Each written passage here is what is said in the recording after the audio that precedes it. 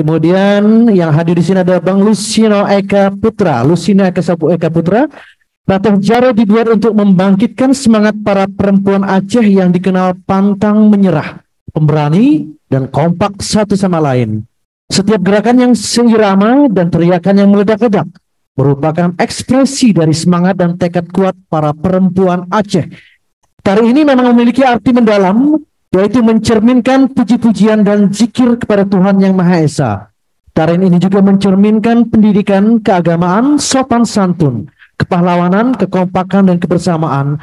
Tari ini diciptakan oleh seniman Aceh, Yusri Saleh atau King of Ratoh Jaro. Hadirin, inilah dia Ratoh Jaro.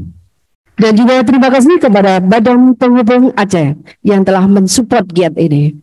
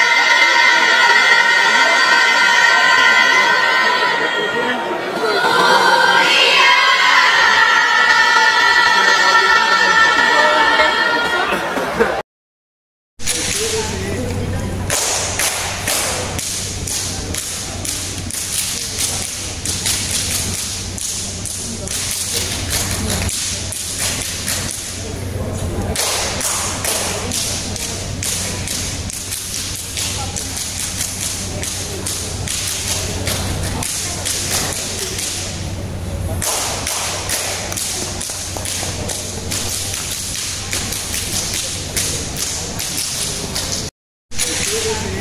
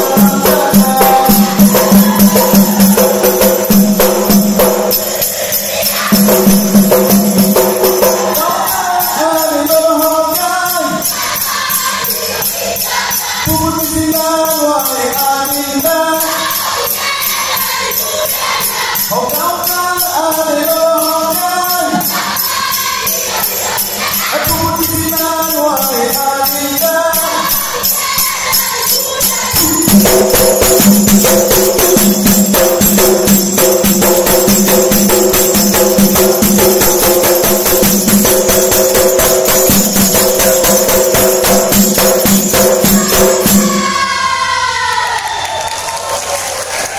Amin Allahumma amin.